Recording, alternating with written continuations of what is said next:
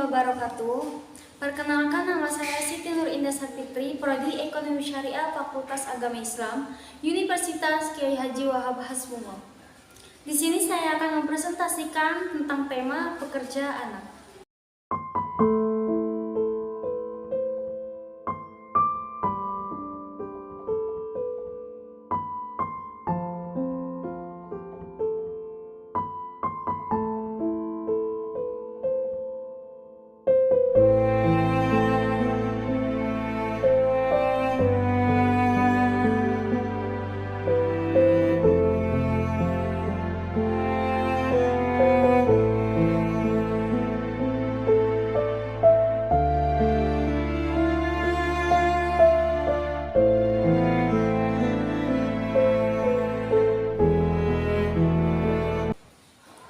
Definisi pekerja anak. Pekerja anak sudah tidak asing di berbagai kalangan, baik dari akademisi, pemerintah, maupun organisasi internasional. Menurut Nandi dalam jurnal Geografi Geo Universitas Pendidikan Islam, pekerja anak bisa diartikan sebagai mempekerjakan seorang anak kecil.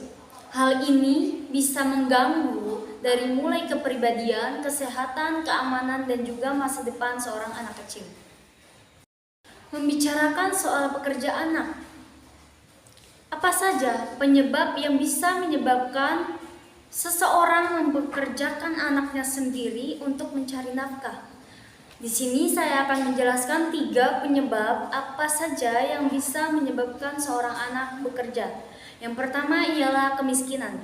Kemiskinan bisa menjadikan alasan mengapa seorang anak kecil itu bekerja. Dan mengapa orang tua dengan teganya menyuruh seorang anak kecil untuk bekerja dan mencari uang sendiri. Yang kedua ialah pendidikan orang tua.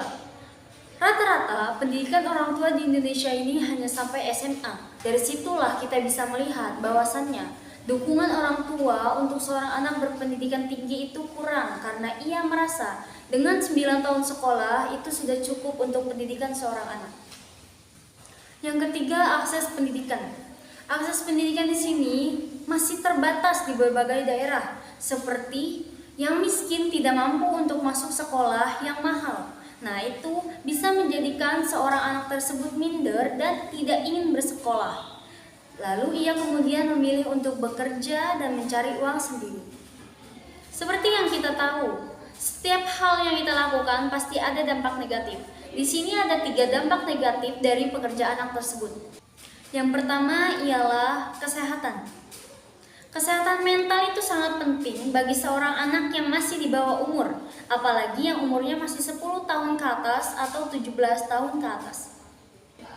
Dari bekerja, mental seorang anak bisa terganggu. Dia akan merasa stres, kemudian ia depresi.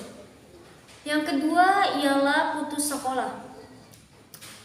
Mungkin dari 100% masyarakat Indonesia yang anak kecil, itu sudah 20% yang bekerja.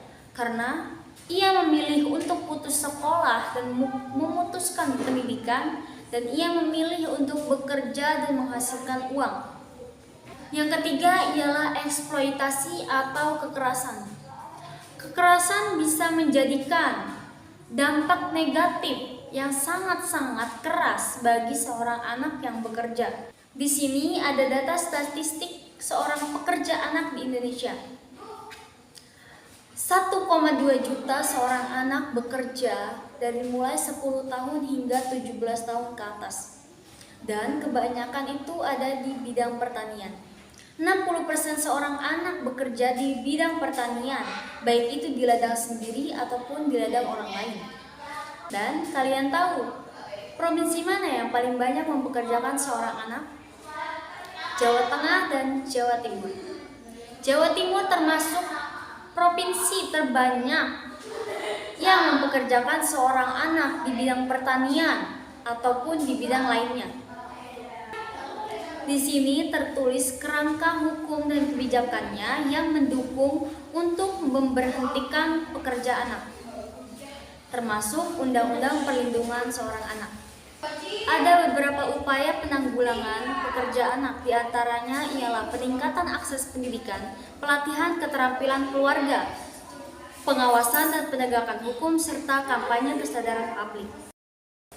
Saran saya sendiri untuk pemerintah, sebaiknya lakukan investasi pendidikan bagi seorang anak yang tidak mampu dan perlindungan anak bagi yang bekerja dengan kekerasan. Kesimpulannya, pekerja anak merupakan masalah sosial dan ekonomi yang sudah tidak asing di Indonesia, di mana anak-anak terlibat dalam kegiatan ekonomi untuk menghidupi dirinya sendiri dan keluarga akibat minimnya pendapatan dan juga kemiskinan. Baik, terima kasih. Itu saja yang dapat saya sampaikan. Kurang lebihnya saya mohon maaf. Wassalamualaikum warahmatullahi wabarakatuh.